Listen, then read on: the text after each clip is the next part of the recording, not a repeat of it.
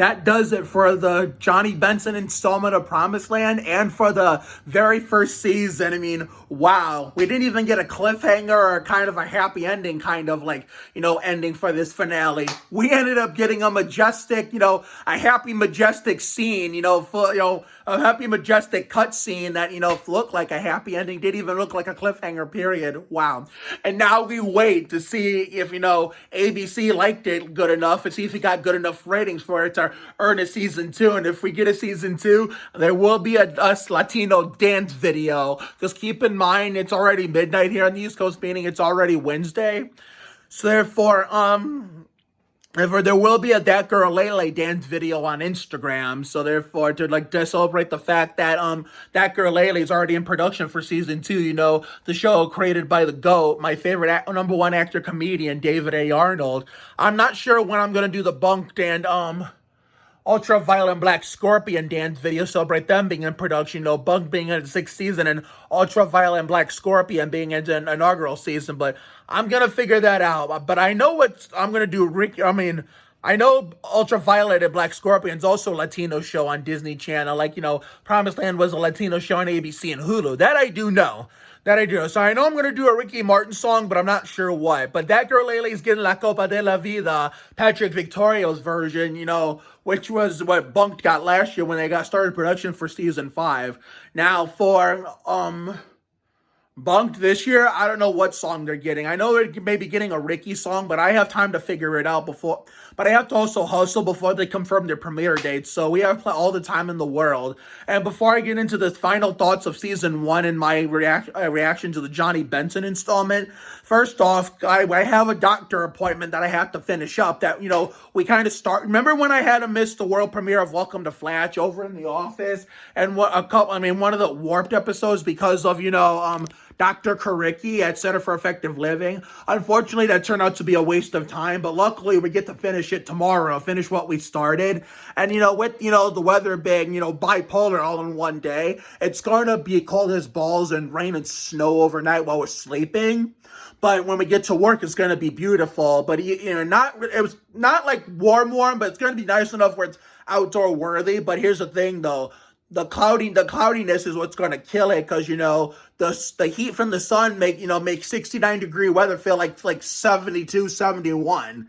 That's what it makes it feel like, which, helps the temperature go up. And I don't think we're seeing the sun tomorrow, but I will wear my Spurs Fiesta outfit just in case we do get, the weather gets nice. But at the same time, it's also kind of brisk. So so therefore I decided there's not going to be a spring banger tomorrow like I originally planned. Since Dr. Karicki came up at the last second so we can finish what we started, I had to rearrange the schedule, so therefore there won't be enough time to go outside. So therefore, I also wanted to say that ever since, the Spurs got embarrassed on my Welo's birthday in the Memphis game where John Morant dropped his career high on us, all of a sudden, as soon as I took a break, a third break from the games after that embarrassment, all of a sudden they go on a tear and now they're 10th in the West. So therefore, tomorrow night, the Spurs game reviews will be back, meaning it's going to be my first game back since, the Memphis game on my Welo's birthday, his Billy at 94, then guess what? I will be watching every game here on out, no matter how bad or good it goes, just to finish the season.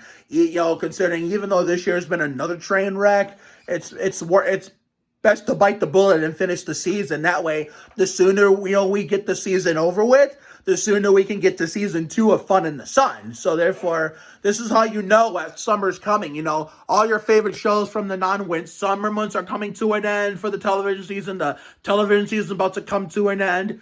Your favorite team, your childhood team is not good anymore. In my case, the Spurs, their season's getting ready to come to a close. The NBA starting to get to the playoffs. That's how summer's coming. That's how NASCAR's still young, so therefore there's a lot of fun we're gonna have this summer. Most of it's gonna be on YouTube. So therefore I wanted to announce that and get that out of the way. And then at the end of this video, I will announce my updated schedule. So let's talk about the Johnny Benson installment and of the Promised Land and give my final thoughts on season 1. First off, that speech by Joe was very, very powerful. I know some of the people, some of the kids, his family, like Veronica, one of my favorites to be exact. My second favorite behind my number one favorite, Carmen, because Mario Molino is the GOAT, man. Ganta. I'm her number one fan, and I'm Christina Choa's number one fan.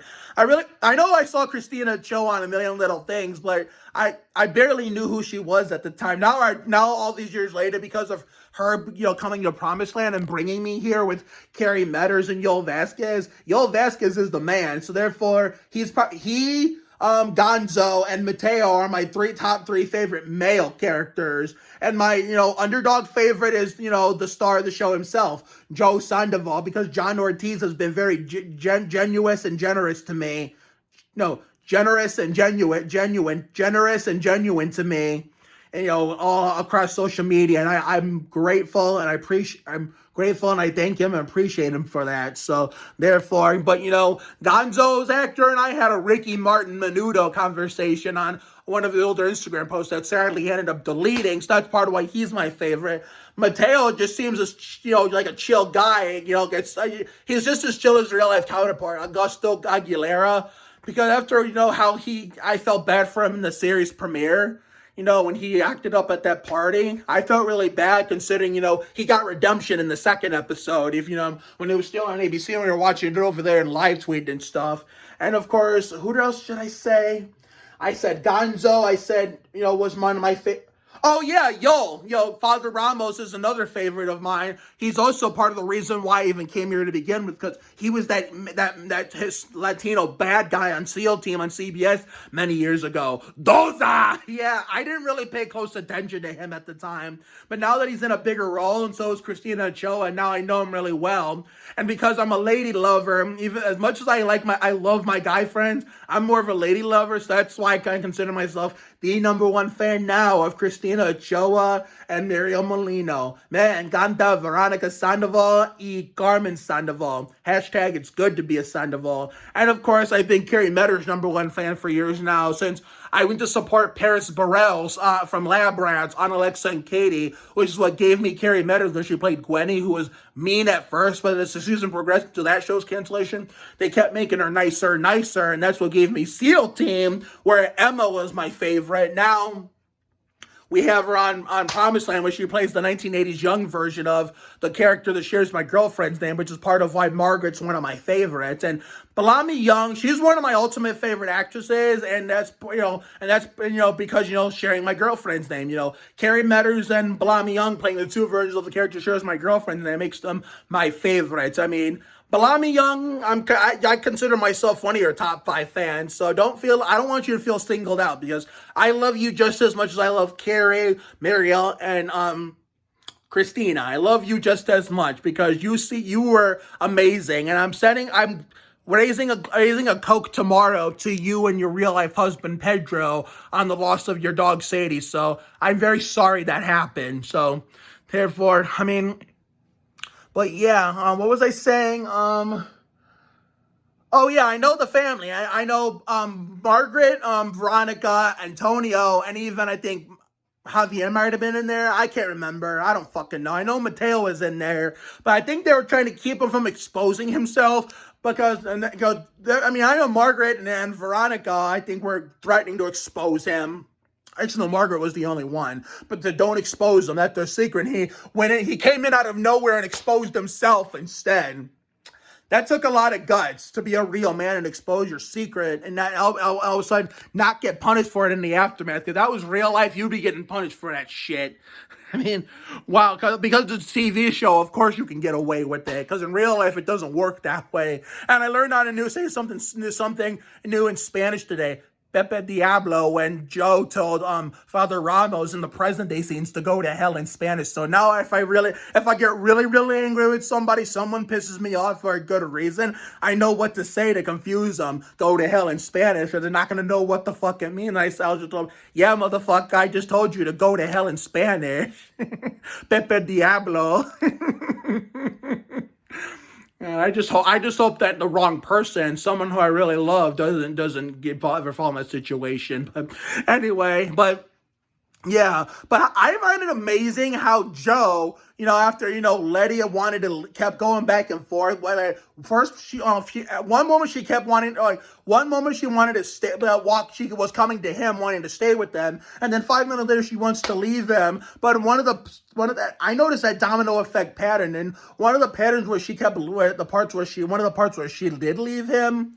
I find it amazing how he went from really tearing shit up like Terry Levante and breaking things, in the house out of anger, to like coming into that room to give that speech like nothing happened at the house. I mean, I don't know if I could have done that. If I would have broken shit like that, I don't think I would have come like back strong to do something that powerful, the back it up, like he did. Because I don't have that kind of power like these actors do, or even like these characters do, or like the actors, as real life people. So I don't have that kind of courage to do stuff like that. I can break stuff and anger and throw things, but I don't have that power to do that and then just go do something like powerful, follow it up like nothing ever happened. So very, very well. And then, of course, you have Mikey returning, the one who made me lose my shit when he had the affair with my girl Carmen, and we caused that ring throwing scene with Veronica, and I didn't think we'd ever see him again after that, but here they are, and then we got to see Veronica and Mikey's daughter, and we got to see Margaret as a grandmother, that's Veronica's mom, Margaret. So therefore, and now in the 1980 scene, aside from my main man Gonzo, we got to see how Mateo was conceived, where Letty in the 80s with Katia was pregnant with Mateo for what we would see in the present day. So that's what gave us Mateo in the present day, in the present day scene. So that's why. So, and then of course, I pretty much figured Letty loved Billy from the start, which is why, they're sneaking around in the present day scenes. And I see where the scene where the present day Joe says to present day Letty, even when I was with Margaret, I put you first. And that was 1980 scenes. Tonight proved it, where even though, young Joe even though Joe in the 1980 scenes was with Margaret, he was putting Letty first. So that's why present day Joe wasn't lying about that. But I feel so, I'm not saying this because Carmen and Mario is my number one favorite, being the number one fan of Mario Molina. I'm not saying this because of it, but I'm just saying, whoever, the way she was done dirty by that guy, by the person who was trying to give her the opportunity, that sucked. That's just proved that, I'm pretty sure Gigi's Zambud. I don't know how to say, it's going to take a while for me to remember how to say Gigi's last name, but I know her real life counterpart would never do this because she seems really nice, but her character fucking used Carmen, and Carmen had every right to be pissed off, so walked out on her, and then when you can see her towards the end sitting by the pool on her phone trying to figure out a solution. And then, of course, here comes Junior out to talk to her. And then I thought he threw the drink in the pool, but then he threw the phone in there and had made poor Marta get it out. And considering that if I would have done that, my family would have made me go in the pool with my clothes on to get that person's phone. Even if they would have told me to do it, I would have said, fuck that, I'm not getting my clothes wet. But, thing is, I don't think they would have made me. Maybe I'm over-exaggerating. I'm pretty sure they probably would have made me get it out, but not go in the water. They just would have made me do what Martha did, get the little thing, that gets debris and other shit in the pool out that shouldn't be in there. But, wow, and the fact that, Old Man Honeycroft, the once racist boomer, turned into a nice guy at the end, which was really cool to see. I love it. I love everything about that. I'm a little pressed for time, so I don't really have much time to talk about what else happened in the episode because I'm going back to work tomorrow. My grandfather had his surgery and is in the hospital as we speak and probably won't come home till Friday. But tomorrow, we got the flea market. We got Dr. Kariki, Margaret time, the Decker Lele Dan's video on Instagram, and of course, the return to the Spurs to finish out the season. So, therefore, to Promised Land, I am so grateful for all of you, all the new friends I got to meet. Most notably, my main man, Mexi King, Mr. Ricky Martin and Menudo to chit chatter. My number one favorite, Mariel Molino, who would be a which made me her number one fan. Me encanta Carmen Sandoval. It's hashtag it's good to be a Sandoval. And of course, the person who plays the present day version of the character that shares my girlfriend's name, Balami Young. Most notably, you three and the rest of the cast and crew that made this hell of a masterpiece. I am so grateful to all of you. And considering I nearly decided to ignore this show, but when I saw there was 3 people I knew, that from other shows I liked, I said, oh shit, I gotta check this out to support them. So, in other words, without Carrie Metters on SEAL Team, Yoel Vasquez on the same show, and of course Christina Cho on season 1 of A Million Little Things, season 1 only of ABC's Million Little Things, where SEAL Team was CBS. Without those 3 people and those 2 shows combined, I never would have, been part of this amazing journey, made all these wonderful new friendships across social media and in my life as a whole. Thank you for believing in me, guys. Thank you for allowing me to be part of this journey and beautiful joyride.